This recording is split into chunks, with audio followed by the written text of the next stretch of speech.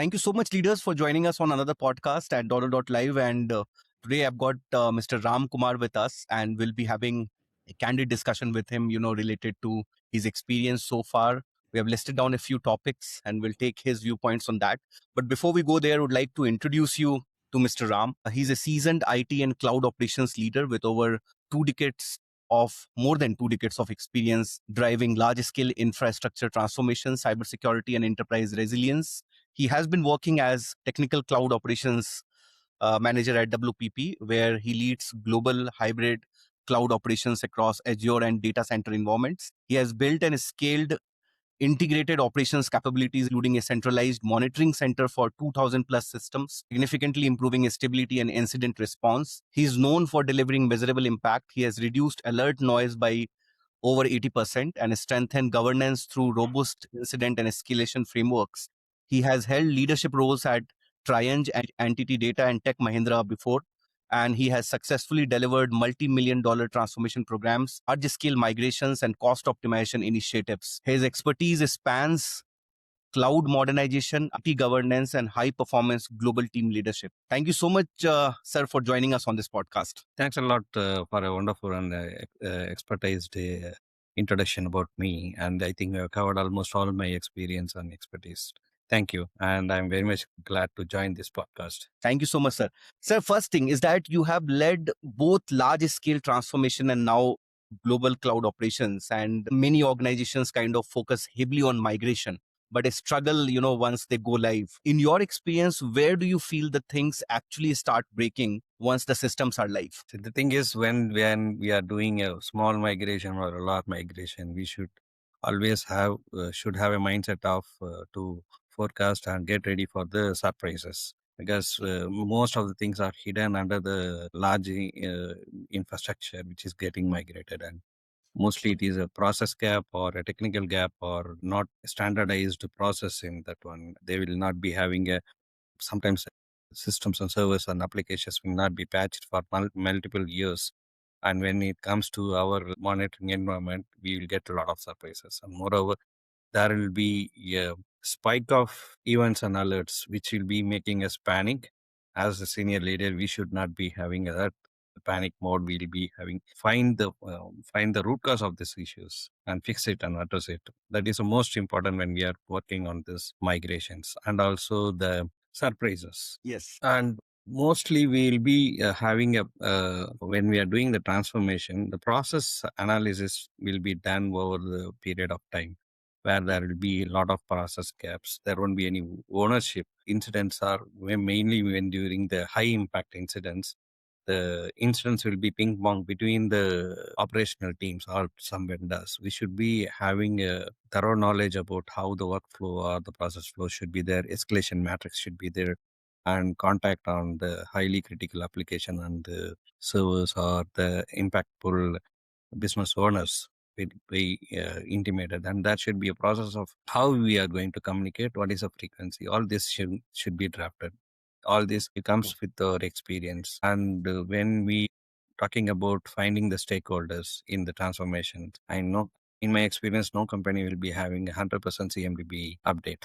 It is practically it is not possible. When the CMDB is a single source of truth, where finding the application owners and other stakeholders will be having tough time. So we should have at least 90 to 95% of the CMDB update. Or at least we should have identify the stakeholders for a periodic communication. Communication is very much important, and there is some high impact issues happening. Got it. And, we were kind of going through a few, of your achievements. And one of the things that we found out is that you reduced alert noise by over 80% while managing thousands of systems. What's fundamentally broken, sir, in how enterprise design monitoring today? And how should leaders rethink observability? See, the monitoring will comes with any monitoring or automation tool. We should not 100% depend upon the monitoring or automation tools. During with our experience when we are rolling out, we should do in a small scale. That is what we will be having. There we have some gap or some time frame to fine tune the monitoring. Mostly it will be a default settings, and in a complex and complicated environment when we are doing this monitoring, it gives alerts or incidents It will be like in a minute you will get thousands of alerts, and that will be when you are integrating with a ticketing tool like Jira or ServiceNow. The support team or will be get panicked because they cannot handle the incidents altogether in a single. So what we have to do is when we are doing it in a scaled manner, we will do the threshold fine tuning and which is to be high impact, low impact, segregation. All things will be doing it, and that this should be in a repeated and scalable way. So that's how we have reduced. For example, when we are rolled out the day one, we got about 80,000 alerts and thousands of incidents. I told may the team to we calm down and we have to find what is causing, what is breaking. It is actually not breaking. And sometimes when we are doing this, we will miss the real impacted incident or impacted server or application. So that is how we have to identify, and also the which is critical, non-critical. These things should be noted down. It should be we'll be having a detailed planning of rolling out, and during the implementation, we will be fine-tuning these alerts and alert which category threshold. This application is highly critical, and this is some application will be required only for the business hours or during the month end for billing. It is not a high alert incidents during the normal business days or normal business hours. Only during the billing cycle, these are highly critical. So we have to identify and segregate. We have to regroup. All these things will be done manually and also with the AIOps tools, and also the knowledge about this application requirement of the business. And talking about incident governance and escalation frameworks, like in a high pressure situation, what kind of separates organizations that recover quickly than those that kind of spiral into a prolonged outage kind of a scenario? See, I don't expect all the complex and complicated organizations have a standardized ITL framework. ITL framework is very much important when we are going for a process adherence, and the flow of incidents or escalation matrix or how the incidents should be. Sometimes the incidents will be triggered and the business will be increasing it to priority one, but there won't be any impact. We should have an impact analysis report. Then we have to identify. And these things will be having an escalation matrix. Who must be updated? Who should be, how we are going to start a bridge call? What is the frequency of the bridge call updates to the stakeholders? All these things will be documented. And moreover, this incident management is very, very critical in any organization, because when everything goes fine, no one will notice. When there is a break, only there will be operation or support team will be highlighted. That too in a high impact incidents, it has a direct impact on the business and also the revenue.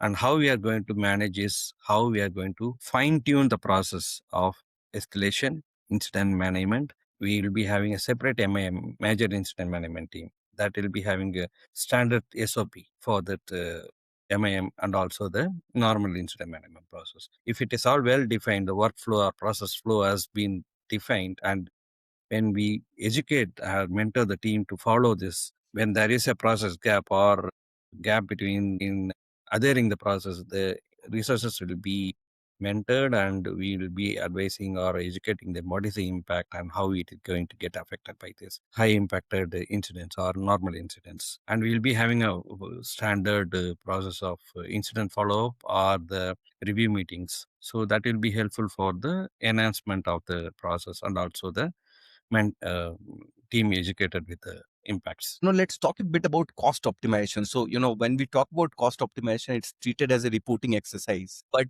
you have kind of driven real savings through vendor governance and analytics. Where do you feel enterprises actually lose money in cloud?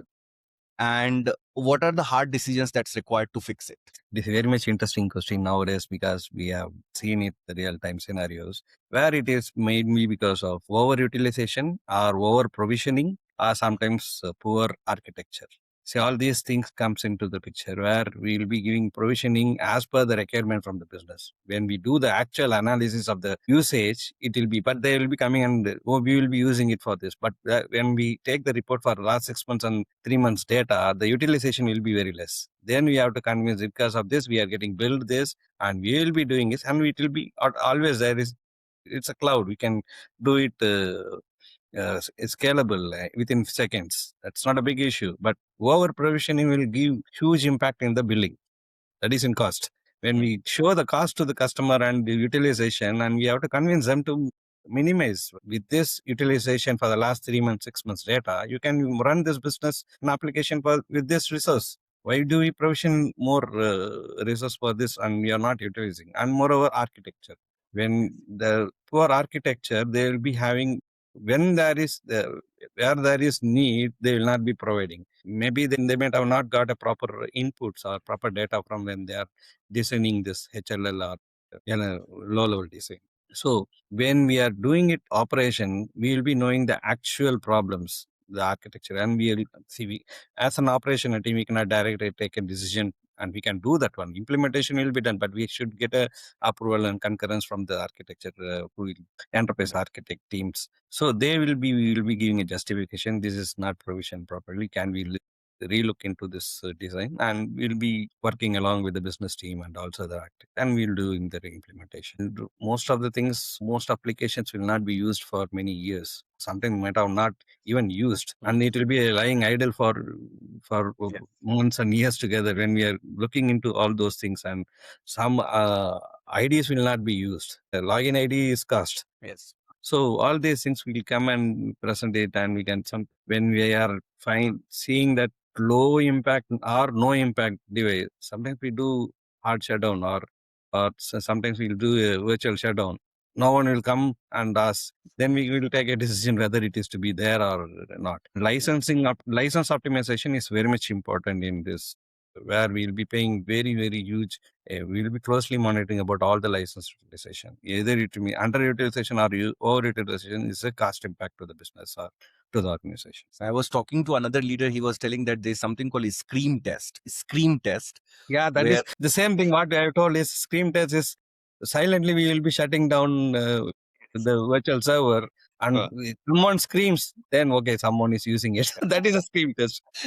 Sir, with integrated operations and vulnerability monitoring under your scope, how should organizations think about cybersecurity, not as a separate function, but as a part of day-to-day operations? It's a very good question, which we have implemented in the recent past. Cybersecurity, they think is threat intelligence, threat analysis, and vulnerability management, all those things. But IT operations is separate. But in my past, we were all one together. We don't have a separate team, all those things. We do everything, patching, everything. We will do vulnerability assessment, firewall enhancement, everything we'll be doing. Now it is always to be having a bridge or a collaborator, or we call it as a hybrid team. See, because it is in hand in hand. If there is a threat or impact and due to the cyber sec, obviously they will be giving the inputs, and the implementer will be from our operations or IT team. So if there is a hand in hand or hybrid team, collaboration or exchange of resources, getting the knowledge from there and here, and some starting a new team to altogether, SecOps or those kind of teams will help the organization to reduce the impact. See, some servers are not patched, and we don't need a SOC team to find the threat or vulnerability and give the inputs. If it is a one team, we will do we are having the access, and we are doing the threat analysis or vulnerability analysis within our team, because we got the access. Anyhow, we are going to do the patching. If it is vulnerable, we will do this patching of our own, and this is how we should focus on future, because the threat and vulnerabilities are dynamic. When we no need to wait for the exploitation threat, or we should be one step ahead. We are trying to do one step ahead, but the world is more faster than us, what we are thinking. Now, you told world is more faster, so there is a question on that as well. Is that as AI and automation start entering into operations, say AI ops, predictive monitoring, auto remediation, how do you see the role of operations team evolving, sir? And what should leaders be cautious about? See, we are able to achieve multiple milestones and threat, this 80% or 90% reduction or noise reduction. It is all because of the AIOps tool. But AIOps tool cannot do of its own. We have to give the inputs. We have to do the fine tuning.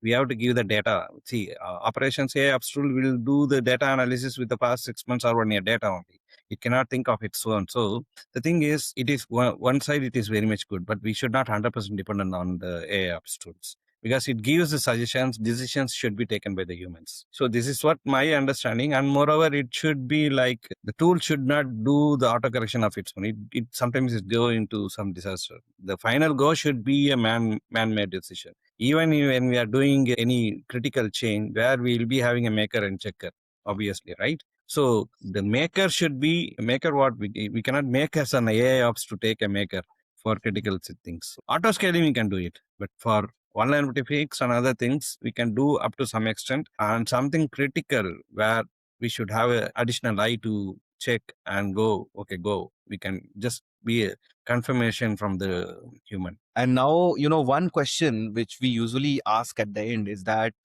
out of this entire experience of 20 plus years, do you remember a couple of incidents in your professional life which you can't forget? Some achievement, something? It's not only one or two, and it's a major achievement. There was a 0-day break vulnerability threat, and we were into mostly these kind of threats will be coming in a long weekend or holiday season, and we will not be having either it is on site or offshore or some regions. Resource will be very much limited. And being in operational team, and we are about to do, we have to do about thousands of servers patching within 24 hours. It was very much difficult for us to do. Actually, the thing is, we were onboarded all the team members. We are asked them to do everything all together. They don't know about the junior or senior or network or whatever may be the reason. They have to run a code in the server. That's it. They have to get the output and put it in a tracking sheet. See, end of the day, we should know which are the servers patched, which are failed, and why whatever server is failed or which application is failed. Only that will be taken care by the expert team. The particular which team has to be. That was a major exercise. Then we have done it in 36 hours. And it was a great achievement. We started on Friday late night Indian time 2 a.m. and finished on Sunday early morning 5:30. So it was a marathon, and I was there for almost 30 hours with the team because team will get motivated, or sometimes they will have okay, the leader is there, we cannot escape, we have to do it legitimately. Sometimes it happens. That one is also a very interesting one, sir. And I know that you have been a dog lover. You have kind of are taking care of a lot of dogs in your home. What motivated you to do that, sir? And what so would you also like to talk a bit around animal care, especially from the perspective of Indian environment? Actually, the thing is, it is like a few years back, I came across an incident, and one of the dog was very much helpless, lying on the road, and it was hit by some car or something. It was not able to walk, or it was crying for no. Everyone is passing through, and I literally stopped. See, it is not only for the dogs or something. Help this few accident. I used to do long drives in the late nights. So when I was passing through one of the government bus got hit through a container lorry. Many people was no one was. I was having a car, and I was going for near within Tamil Nadu a long drive. I didn't even hesitate. Stopped there and pulled a few people. One guy lost his leg, and I pulled him into my car. The car was fully with blood and other things. The same is there for animals also. Yes. I don't see it's also a living being. Yes. Luckily, those guys have been saved, and I saved the dog. It was with me for a few years. That loyalty or something, no, which is I cannot even compare with anything else. I started as a passion, and at one point of time there was 14 dogs at my house. I was literally, oh my god, I cannot handle everything all together. And then started giving for adoption. Now only 7 are there. So the one though I come with a tiring or some frustrated mood from office to home, they don't hesitate. The wagging tail and jumping on us will totally like within a second our mindset will be changed. Okay, like that only. That's the reason, and I don't know. That happened. It is close bonding. Tomorrow they will not talk. No, whatever I shout, they will listen. Yes. They cannot talk back. That is one good advantage for me. Right. Not argue. No, one guy was there. Literally, there was one guy. He was 16 and a half years. He was picked from the street only. He will literally argue with me. If I talk and fight with me, you will be wow, wow, wow, wow, wow, like that. She'll be. And the only guy argued with me, that guy. If he might be having a capability of speaking, he might have scored very badly, I think so. Thank you so much, sir. It's a pleasure meeting you, and it's pleasure hosting you, and kind of, touching upon a few topics related to your experience, and also ending it with, a symbolic thing where, we all should take care of animals just like as we should take care of other human beings, because everybody has got feelings, everybody goes through pain. The need is to be more empathetic, towards other people or to other animals. You may have a lot of battles that you may be fighting, but other people are also fighting similar battles. So let us be more empathetic. Thank you so much, sir, for taking out time and sharing your insights with us. Thanks a lot, Rakesh, Rishikesh, for this excellent opportunity, and it was very much helpful for to refresh everything in my mind, which is there for a year long, many years, and it will be helpful for a few people who is stepping Yeah. into the next level and taking the challenges in that area. And also, I want some people to take care of the fellow living things in the universe. Thank you so much, sir. Yeah, thank you.